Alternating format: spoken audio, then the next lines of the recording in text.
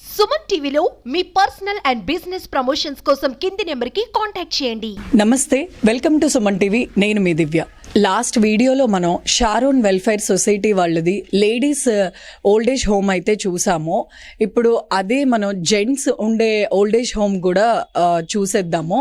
So ఇక్కడున్న వాళ్ళ పరిస్థితులు ఏంటి, వాళ్ళ జీవన విధానం ఏంటి, ఓల్డేజ్ హోమ్లో ఎక్కడెక్కడి నుంచి ఓల్డ్ పీపుల్ని అయితే వస్తున్నారో, ఇక్కడ షారోన్ వెల్ఫేర్ సొసైటీ ఫౌండర్ అయితే మన దగ్గర ఉన్నారు.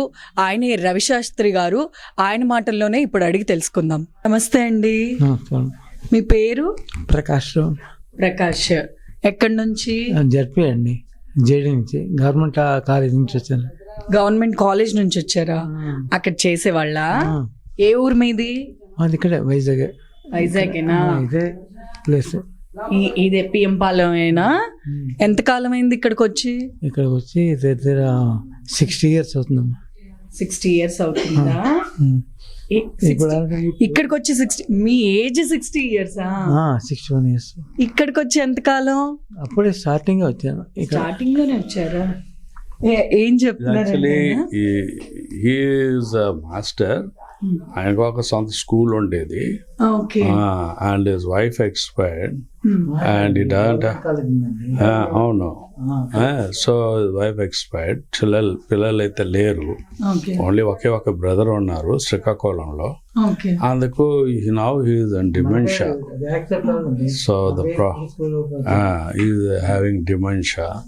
So he remembers something, he doesn't remember, he past he will remember, now present he'll forget, now present he'll remember, past he'll forget. అలాగా ఉంటుంది అన్నమాట. So we have a psychiatrist doctor Rajiv Chishti అని.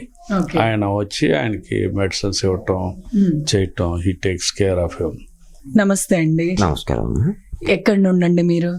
I'm coming from Narsipatnam అమ్మా. Narsipatnam, Anakapalli district అన్నమాట. Narsipatnam. Okay. ఎప్పటి నుంచి ఉంటున్నారు ఇక్కడ? అమ్మా నేను 9 months నుంచి ఉంటున్నానమ్మా. మీ వాళ్ళు ఎవరు లేరా అండి? ఉన్నారమ్మా, వస్తుంటారు. ఎవరి అంటే 1 week వస్తుంటారు. మా అబ్బాయిలు, లేకపోతే మా మేనల్లుళ్ళు, మా బ్రదర్స్ అందరూ వస్తుంటారమ్మా. మీరు ఎందుకు ఇక్కడ రావాల్సి వచ్చింది? నేనమ్మా అంటే క్రిస్టియన్ సంబంధించి ఉంటే బాగుంటుందని ఆలోచన ఒకటి. నాకు ఫిట్స్ వచ్చిందమ్మా. ఫిట్స్ వచ్చింది. నేను వర్కింగ్ ఇన్ రిజిస్ట్రేషన్ డిపార్ట్మెంట్ అన్నమాట. రిజిస్ట్రేషన్ గవర్నమెంట్ ఆఫ్ ఆంధ్రప్రదేశ్ది. రిటైర్ అయిపోయారా? అంటే రిటైర్ కాదమ్మా, ఎందుకంటే మధ్యలోనే అంటే క్లోజ్ చేసుకొని వాలంటీర్ రిటైర్మెంట్ అవునమ్మా. వచ్చేసాను. వచ్చేసిన తర్వాత నాకు ఫిట్స్ వచ్చిందమ్మా. ఆ ఫిట్స్ నుంచి ఏంటంటే జాగ్రత్తగా చూసుకొని ఏంటిది మళ్ళీ మరొకసారి వచ్చింది. అప్పుడు ఏంటంటే ఇది మా పెద్ద అబ్బాయి, అంటే డిఎస్పీ గారు అల్లుడు, మా పెద్ద అబ్బాయి అనమాట. ఆయన బాబాయ్ మీకు ఇది సూటబుల్, మీరు ఇక్కడ ఉంటే సరిపోతుందని. నా భార్య బిడ్డలు అంటే కాకినాడ ఉన్నారమ్మా. ఉన్నారా వాళ్ళు? ఇప్పుడు అందరూ ఉన్నారమ్మా. నిన్న వెళ్ళి వచ్చాను కూడా ఉంది అని, మొన్న వెళ్ళి వచ్చానమ్మా. మరి వాళ్ళతో పాటు ఎందుకు ఉండడం లేదు? వాళ్ళతో పాటు ఉన్నామా అంటే ఎవరు ఉద్యోగాలు చూసుకుంటున్నారు. మా అబ్బాయికి కాకినాడలో అంటే డ్యూటీ అమ్మా. మరి ఆ తల్లిని తీసుకెళ్ళిపోవడం కరెక్ట్ కదా, అక్కడికే తీసుకెళ్ళిపోయాడమ్మా కాకినాడ. మిమ్మల్ని పిలవలేదా మీ అబ్బాయి? అసలు పిలవడం నన్ను వచ్చాడమ్మా. నన్ను వచ్చాడు మా మేనల్లుడు. వాళ్ళతో పాటే ఉండొచ్చు కదా మీరు? వాళ్ళతో పాటు ఉండొచ్చమ్మా. కాకపోతే అంటే అక్కడ అంటే వైద్యం సరిగ్గా జరగదని, వైద్యం అంటే గొల్లపాలెం అని అక్కడే ఏరియా అనమాట. ఒక సడన్గా అంటే ఈ ఒక్క నిమిషమ్మా, ఈ ఫిట్స్ అనేది కానీ ఒకళ్ళు సంభవిస్తే లోకల్లో అంటే మా అన్నదమ్ముల పిల్లలు ఉన్నారు కదా, తీసుకెళ్ళడానికి సరిపోతుందని ఇక్కడ పెట్టారమ్మా. సార్, ఇందాక ఒక అతను ఫిట్స్ వస్తున్నాయి, ఎంఆర్ఐ స్కాన్స్ అవి ఇవి అని అన్నారు. ఇప్పుడు అలాంటి వాళ్ళకి హెల్త్ రిలేటెడ్గా ఏదైనా ఇష్యూస్ వస్తే మీరు ఎలా ఫేస్ చేస్తారు సార్? అలాగే హెల్త్ రిలేటెడ్గా ఉంటే మేము ఇమీడియట్గా దాన్ని యాక్షన్ తీసుకుంటాం, చూస్తాం. వాళ్ళకి టైం టు టైం మెడిసిన్ వేసేస్తే యాక్చువల్గా ఎప్టైన్ మార్నింగ్ ఒక 100, నైట్ ఒక 100, అది ఎప్టైన్ టాబ్లెట్స్ వేస్తే ఆయనకు అసలు రాదు. సాధారణంగా ఇళ్లలో వాళ్ళ పనుల్లో వాళ్ళు ఉంటారు కాబట్టి they don't give them in time.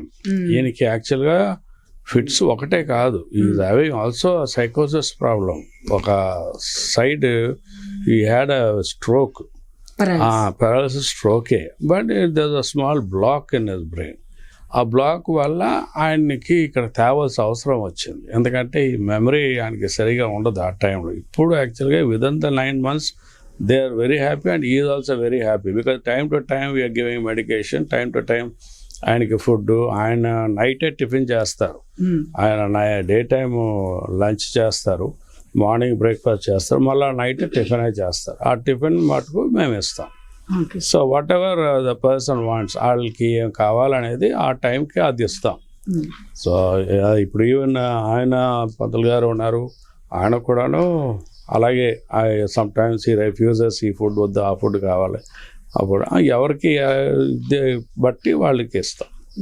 సరే, ఇక్కడికి వచ్చిన వాళ్ళ ఈ ఏజ్ పర్సన్స్ అంటే మీకు ఎక్కడైనా బయట దొరికింది అలా తీసుకొచ్చిన వాళ్ళ, లేదంటే వాలంటీర్స్గా వచ్చిన వాళ్ళు ఇక్కడ వదిలేసి వెళ్ళిన వాళ్ళ, ఎలాంటి వాళ్ళు వచ్చారు సార్? గతంలో అయితే వాలంటరీగా వాళ్ళే వెతుక్కొని మరి ఎవరైనా చూస్తారా, ఆదరిస్తారా అని వచ్చిన వాళ్ళు ఉన్నారు. ఎందుకంటే మేము 96లో స్టార్ట్ చేసాం, 2002లో రిజిస్ట్రేషన్ చేసాం. ఇంక అప్పటి నుండి మాకు ఏంటంటే ఇప్పటికే మేము చాలా మందిని చూసేసాం.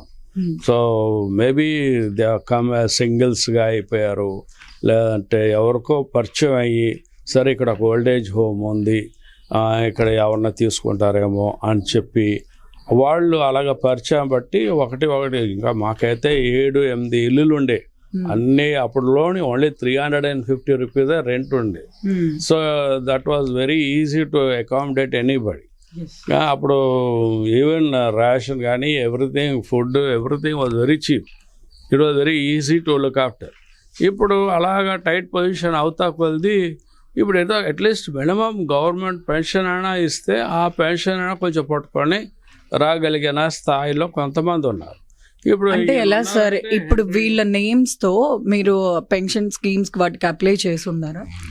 కొంతమందికి అప్లై చేసాం, ఒకరో ఇద్దరు అక్కడ లేడీస్ హోమ్లో ఒకరిద్దరికి వస్తుంది పెన్షన్ అంతే. ఇప్పుడు హెన్రీ గారు ఉన్నారంటే ఈయనకి పెన్షన్ 65, ఇప్పటికే ఆయన తిరుగుతూనే ఉన్నారు, పెన్షన్ దొరకటం లేదు ఆయనకి. మరి ఎందుకు దొరకటం లేదో, ఎందుకు ఇవ్వటం లేదో తెలియదు. మరి వేలు ముద్ర అయితే వేసుకున్నారు, అయితే ఇప్పుడు వస్తుంది అప్పుడు వస్తుంది అంటున్నారు. So maybe he will get it very shortly. Sir, మీరు ఓల్డ్ ఏజ్ హోమ్ కోసం ఫేస్ చేసే ఛాలెంజెస్ ఏంటి sir? Main challenges, we don't have an own place to exist. If you have ఒక ఓన్ ప్లేస్ ఉంటే ఎంతో డెవలప్మెంట్ చేయొచ్చు, ఎంతో మందికి మేలు చేయొచ్చు. ఇప్పుడు హోమ్స్కి కూడాను ఎవరు రెంట్ కూడా ఇవ్వటం లేదు.